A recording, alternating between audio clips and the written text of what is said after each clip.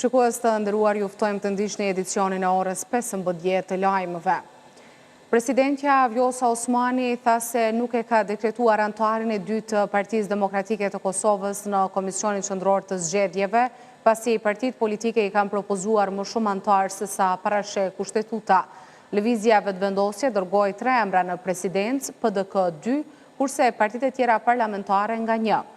Ajo tha se kjo ishte arsyeja pse për këtë çështje ju drejtua gjykatës më të lartë në vend, pasi kishte dilema për dekretimin e një anëtari për të cilin sipas saj kanë pretendime Lëvizja Vetëvendosje dhe PDK. Për shkak se janë kërku 3 nga Vetëvendosja, janë emëruar vetëm 2, janë kërku 2 nga PDK-ja, është emëruar 1, për shkak se ka më shumë propozime se sa që i lejon kushtetuta. Dhe me qenë se kjo çështje deri tani nuk është sqaruar nga gjykata kushtetuese, kam kërkuar që ta sqaroj atë, mirë, por ky rast është ngritur mbi një bazë tjetër ligjore, jo mbi të njëjtën që është ngritur në raste të mëparshme, qoftë nga ish presidenti Thaçi, qoftë nga ana ime, se kjo çështje ka qenë e paqartë përgjatë viteve për secilin president në fakt, dhe shpresoj që më në fund gjykata ta sqarojnë. Momentin që sqarohet, vijohet me emrime. Tani e kemi ngritur rastin mbi një bazë tjetër kushtetuese, pra nenin 113 të kushtetutës, dhe shpresoj shumë që gjykata do ta japë përgjigjen. Pra nuk është që vetëm një anëtar i PDK-s nuk është emëruar, edhe një i VV-s nuk është emëruar. Deputetja e Lëvizjes Vetëvendosje Arbresh Kryeziu tha se janë të gatshëm të vazhdojnë bisedimet me opozitën për një numër konsensual për postin e presidentit, i cili do të bashkonte partitë politike për t'i siguruar votat e nevojshme. Në një bisedë për Radio Televizionin 21, deputetja Kryeziu tha se vendi nuk duhet të shkojë në zgjedhje për shkak të postit të presidentit. Zonja Kryeziu, në rrethana aktuale, sipas PDK-s, zgjidhja më e mirë për të dalë nga bllokada për zgjedhjen e presidentit janë zgjedhjet e jashtëzakonshme. Si e komentoni këtë qendrim? Kosova nuk ka nevojë për një proces të ri zgjedhor, aq më tepër kur jemi të vetëdijshëm që një proces i ri zgjedhor nuk do të prodhonte rezultat ndryshe prej atij të datës 28 dhjetor, e për më tepër nuk do të mund t'i ofronte ndonjërit prej subjekteve politike që pas këtij procesi zgjedhor të rikthehej në kuvend me 80 deputet, atësa do duhen për të zgjedhur një president të ri të Republikës Kosovës. Pra jemi të vetëdijshëm dhe besoj që duhet jenë të vetëdijshëm edhe këto partitë opozitare që përkërkojnë zgjedhje të reja, që edhe pas një procesi të ri zgjedhor, ne do ta rigjejmë veten prap duke diskutuar mbi të njëjtën çështje që jemi duke tentuar të diskutojmë sot, pra zgjedhjen e presidentit të ri të Republikës Kosovës. Prandaj nuk besoj që kemi kohë për të humbur, për t'ju nënshtruar një procesi të ri zgjedhor vetëm sepse kështu po kërkojnë partitë opozitare, por do duhej të kishte edhe gatishmëri edhe vullnet prej tyre që të diskutojnë mbi një mundësie bashkëpunimi në mënyrë që presidenti i ri i Republikës Kosovës të zgjidhet përgjatë këtyre ditëve që po supozojmë që edhe gjykata kushtetuese do t'jap një afat shtesë për kuvendin që të krijojë mundësinë për të zgjedhur presidentin e Republikës Kosovës. A besoni, zonja Kryeziu, se ka ende kohë për bisedime me subjektet politike për çështjen e presidentit?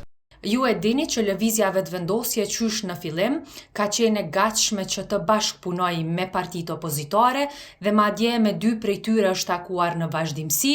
Përpara tyre ne kemi dhënë propozimet tona dhe të njëjtën kohë kemi kërkuar prej tyre që të na japin edhe ata propozimet e tyre në mënyrë që të shohim mundësinë e gjetjes së një konsensusi dhe t'i drejtohemi seancës së kuvendit me deputet cilë do të votonin për një president të ri të Republikës Kosovës.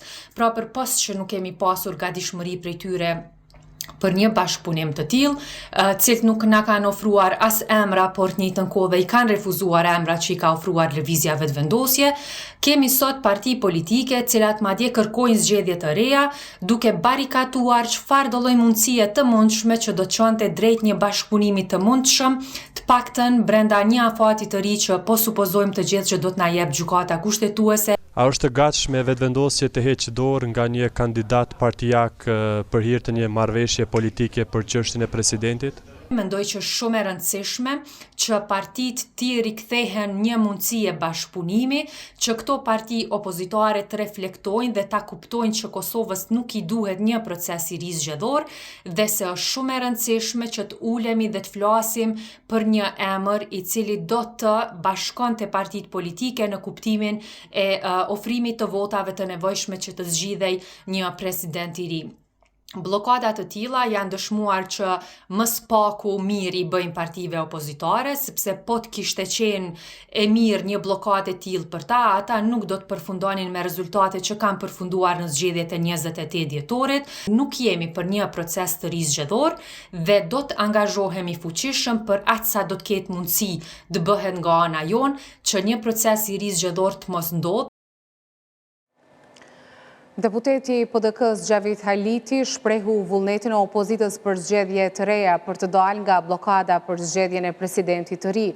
Megjithatë, thekson se partitë politike duhet të presin vendimin e gjykatës kushtetuese.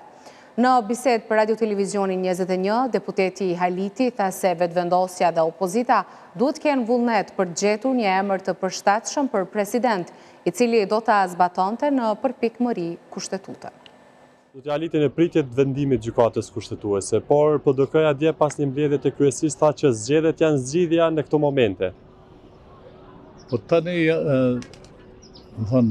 vullneti partive opozitare është publik, që të shkojmë në zgjedhje, por ajo që është në rëndësi është vendimi i gjykatës kushtetuese dhe mendoj që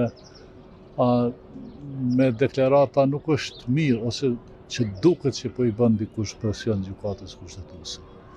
Sidoqoftë, tani duhet me pas se çfarë vendimi po nxjerr gjykata kushtetuese dhe pastaj shohim më. PDK-ja e zbaton secilin vendim gjykatës, e keni thënë edhe më parë. Por secilin verzion, qoftë nëse jep të drejtë 60 ditë për zgjedhjen e presidentit, apo që vendi të shkojnë në zgjedhje jep të drejtë dekretit presidentes? Shiko, unë kam një dilemë këtu personale dhe ndoshta logjike. Populli e thot një fjalë, thot kush është i pari, pula apo veja? Tani, presidentja e ka kryer mandatin, që është e vërtetë.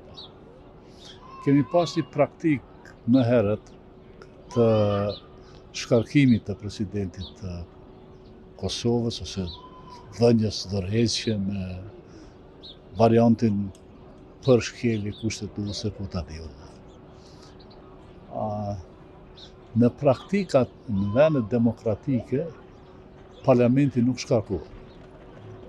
Parlamentin ne kemi bërë 2 herë ose 3 herë kemi vetë shkarkuar. Ne kemi votuar për të shkarkuar parlamentin. Nëse parlamenti e jep mandat presidentit, ose presidentës si është tash, atëherë si pas ka mundësi që presidentja ta shpërndaj parlamentin në fund mandatit. Pra kjo është një dilemë personale imja, dhe unë mendoj që 120 deputet kanë marrë mandatin e qytetarëve që i kanë votu, dhe në qoftë se merr një vendim të tillë, ose si që fillum, e ka qenë një praktikë kur Ilir Meta në Shqipëri i ka shpall zgjedhjet një herë, duke qenë president dhe që ka hu veshin askush. Tani është një problem të cilin duhet ta zgjedhë gjykata kushtetuese dhe jo ne me deklaratë. Vetëvendosja apo Albin Kurti synon që të zhvillojnë ndërkohë biseda me subjektet politike, sepse sipas tyre ka ende kohë për çështjen e zgjedhjes së presidentit. Besoni në këto negociata, në këto takime sërish për zgjedhjen e presidentit ndonë se dështoj brenda afatit kushtetues? Vullneti për ta zgjedhur presidentin i vetëvendosjes në variantin e një marrëveshje të mundshme me partitë në opozitë, ose me Partinë Demokratike, ose me Lidhjen Demokratike, ose me gjitha njëherazi, është e mirë sepse i ka përcejmë disa probleme me të cilat jemi duke u ballafaqu mungesë institucioneve dhe nuk është kohë e shkurt, është më shumë se 1 vjet që kemi përplasje të tilla. Ajo që do duhej me qenë vullnet i Kurtit, edhe opozitës, është që tulemi bashkë në tryezë, që të kemi disa emra në shqyrtim, aty në tryezë, dhe të gjejmë një emër më të përshtatshëm, jo kukull, por një emër që i din kompetencat e veta si president i vendit, dhe që zbaton Kushtetutën e Kosovës dhe nuk bën fushata për veten e tij. Deputetja e AK Stime Kadria i tha se Kryeministri Kurti ka pasur kohë të mjaftueshme për të arritur marrëveshje politike për çështjen e presidentit. Në një përgjigje për televizionin ton, deputetja Kadria i është e bindur se zgjidhja e vetme për të dalë nga blokada janë zgjedhjet e jashtëzakonshme. A është e gatshme AK të nisë negociatat për një president jo partijak? Ne kemi ftuar herën e kaluar për një kandidat konsensual. Nuk e di, ne i marrim vendimet në forumet e partisë, momentin që do të kemi një ftesë pas vendimit të gjykatës kushtetuese, do të vendosëm se si do të zhvillohen, do të marrim pjesë në negociata, po megjithatë unë mendoj që ky proces është kontaminuar në fond dhe nuk ka zgjedhje tjetër për pas zgjedhjeve. Ka pas periudhë të mjaftueshëm Albin Kurti dhe partia në pushtet për të diskutuar, ka diskutuar në fakt, ka ftuar dy partitë opozitore, po është po që se kanë pas vullnetje në diskutimet. Ata ndoshta kanë menuar që duke dashur të eliminojnë zgjedhjet do e votojmë një kandidat për president nga radhë televizijës vetëvendosje, gjë që nuk bëhet. Edhe unë po mendoj që vetëm alternativë tash janë zgjedhjet e jo ndonjë kandidat, sepse po të kishin dëshiruar të bëjnë zgjedhje lëvizja vetëvendosje me kohë kishin propozuar një kandidat konsensual dhe jo parti. Përderisa qeveria e Kosovës ende s'ka reaguar ndaj kërkesave të faktorit ndërkombëtar në lidhje me asociacionin e komunave me shumicë serbe, nga tabori opozitar thonë se Kurti nuk duhet bëj lojra me asociacionin. Deputetja e AK, Salbana Bytyqi, thotë se partia e saj është kundër një asociacioni me kompetenca ekzekutive. Bytyqi së fundi faktori ndërkombëtar ka shtuar presionin mbi qeverinë e Kosovës sa i përket dialogut konkretisht edhe asociacionit. A mendoni se duhet të veprojë qeveria në drejtim të asociacionit? Është temë e pashmangshme për Kosovën? Së pari mendoj që Kryeministri Kurti në një farforme ka pranuar asociacionin e komunave me shumicë serbe në Kosovë dhe mendoj që Kryeministri Kurti nuk duhet të bëjë lojra. O ta pranon, o mos ta pranon.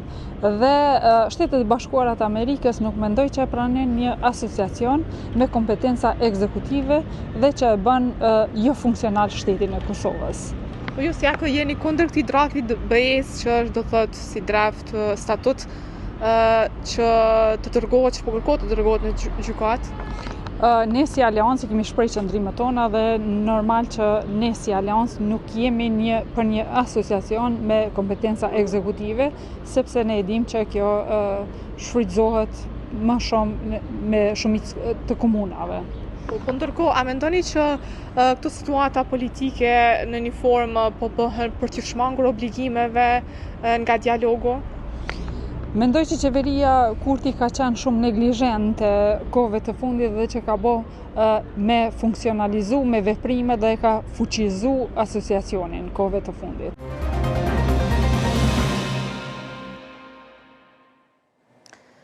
Në kohën e ndryshimeve drastike të çmimit të naftës dhe derivateve të saj, profesori i bujqësisë Ymer Rusinovci ngre alarmin për ndikim direkt të shtrejtimit e produkteve bujqësore. Rusinovci tha për televizionin ton se ministrit përkatëse, qoftë e tregtisë, qoftë ajo e bujqësisë, duhet të ndërmarrin masa në mënyrë që bujqët të mos blejnë naftën me çmimin e njëjtë, sikurse edhe qytetarët e tjerë, me që pasojat e kësaj do të reflektojnë në çmime më të larta të produkteve vendore në muajt në vijim. Po është fakt se ndodhemi në fund të marsit, pra është ajo paraprgatitja për kulturat kryesore në pranverë që mbilën siç është misri, i cili përfshin shumë sipërfaqe kultivuese dhe në trendin e kultivimit në Kosovë është menjëherë pas grurit, pra kemë të bëjmë me sipërfaqe të mëdha kultivuese, pastaj edhe kultura tjera pranverore, duke mos janë shkaluar edhe perimet të cilat përgatitjet kanë filluar më herët, por krejt kjo është me rëndësi të potencohet për faktin se sot ka rregullime të mëdha në berzën ndërkombëtare sa i përket çmimit të derivateve. Dhe kjo pa mjaftueshmëri e tyre, përkatësisht mungesë që posa lexova edhe në Gjermani, domethënë shumë pompat benzinit kishin mungesë serioze të rezervave të naftës, domosdoshmërisht që do të influencojë edhe në Kosovë, dhe para së gjithash kjo do të krijon shumë vështirësi tek fermerët dhe drejt për së drejti do të ndikon kosto më të larta të prodhimit për produktet kyçe, jetike, siç është ushqimi dhe suplementi që e shoqëron ato, që ngaren në mënyrë të drejtë për drejtë nga bujqësia. Në këtë situatë që ndodhen fermerët, sigurisht që janë të demotivuar, janë të dekurajuar, sepse është goxha sui generis që të blehet 1 litër naftë sikur për makinën luksoze që del njëri me pi kafe për qef, dhe sikur të përdoret për traktorin që është tash për mbillje, ose mund të ndodhë që nëse kjo vazhdon edhe kur të janë vjeljet përkatësisht prodhimet, që për sektorin e bujqësisë mendoj që duhet ketë lehtësira. Si do të kenë çmime qytetarët, me çata duhet punojnë ose Qeveria e Kosovës, në terras Ministria e Bujqësisë, normalisht, ndoshta ish dashur mendoj seriozisht të politikat bujqësore, me qenë se për dallim prej politikave të sektorëve të tjerë, në bujqësi politikat janë shumë variabile, domethënë ndryshojnë nga momenti në moment, nga çasti në çast, nga sezoni në sezon, nga ariditeti në humiditet, nga transporti, nga furnizimi me derivate, sepse Kosova 100% furnizohet me derivate nga importi, domethënë këtë gjë e din çdo kush. Dhe në situatat e tilla ndoshta zbutja e akcizës për derivatet të naftës për bujqësi dhe TVSH do të ishte i mirëseardhur, sepse ka shembuj të tillë në botë kur mund bien dikon ndoshta në 8% nga sasia e përgjithshme që parashihet për taksë shtetërore, por ekskluzivisht që të jetë vetëm për bujqësi. Domethënë, ndoshta ish dashur që të krijohet një rezervë e naftës në një pompë të madhe të benzinës, 2 ose 3 sosh, në mënyrë që destinacioni i tij të jetë ekskluzivisht për sektorin e bujqësisë. Diçka të tillë do të mund të bëhej edhe për kohë relativisht të shkurtë, sepse gjitha prognozat janë që konfliktet në botë do të jenë goxha afatgjate dhe kjo drejt për së drejti atakon edhe ekonominë tonë dhe e minimizon përkatësisht e redukon prodhimin vendor. Aq më tepër ne do të kemi kosto më të larta të prodhimtarisë dhe do të mbaremi edhe më shumë nga importi, siç e kemi pas situatën në viteve të kaluara.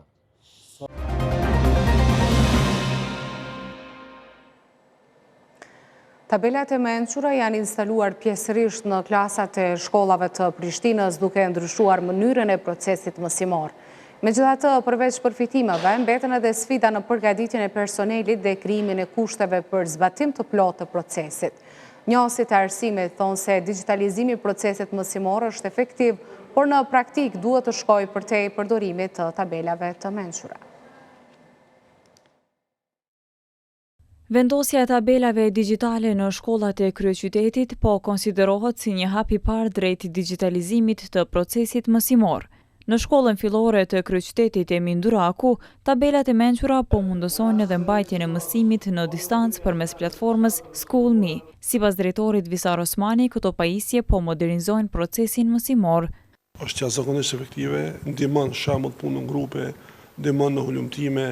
Tash kemi platforma, shembull kemi platformën SchoolMe, e cila jep mundësi që nxënës të hulumtojnë për materiale mësimore, ruan materiale mësimore, domthonë është jashtëzakonisht e kuptohet mos me keq përdor, me pas një rregull, një rregullore rreth përdorimit të tyre, është e jashtëzakonshme. Vendosja tabelave të mençura kërkon që mësimdhënësit të trajnohen për përdorimin e tyre. Mësimdhënësi i kësaj shkolle, Nuhi Dema, është angazhuar në përgatitjen e stafit. Tani që kemi në për të gjitha klasat, një pjesë konsiderueshme e mësimdhënësve veç i dinë, por një pjesë për tyre kanë pak probleme me teknologjinë dhe një farforme nuk është e vështirë të mësojmë, sepse është, po mendoj, përdorimi i tabelës digjitale është e lehtë. Edhe shkolla Dardania është pajisur me tabela të mençura dhe po përdor platformën SchoolMe. Drejtori i kësaj shkolle digitalizimin e vlerëson efektiv, por thotë se ka dallime në përdorimin e pajisjeve nga mësimdhënësit. Nëse e marrëm emërtimin tipik, formë digjitale, unë mendoj që s'është ajo, mirë po smartboardin mësimdhënësit tonë e shfrytëzojnë për mënyra të ndryshme. Tu fillu prej matematikës. Këtu kemi një laramani, sepse janë disa mësimdhënës që i përdorin jashtëzakonisht shumë, dhe i përdorin në mënyrën më të mirën e mundshme, po megjithatë janë edhe disa mësimdhënës që janë të shtyr nga mosha dhe hezitojnë ndoshta pak. Drejtori i arsimit në komunën e Prishtinës, Samir Shahini, tha se ende ka shkolla që kërkojnë përmirësimin e kushteve për digitalizim të plot, duke theksuar se bëhet fjalë për një projekt të kushtueshëm që përfshin edhe trajnimin e mësimdhënësve.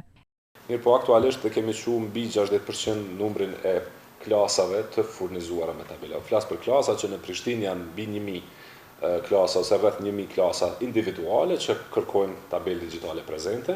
Kemi disa shkolla që tashmë po i bëjnë 2 vite në tabela digjitale, sepse si proces është realizuar në fazë, është proces mjaft i kushtueshëm si investim, sepse tabela digjitale ka një kosto, po përtej kësaj ka një kosto të shpërndarjes së rrjetit, trajnimit të mësimdhënësve dhe të stafit të shkollës.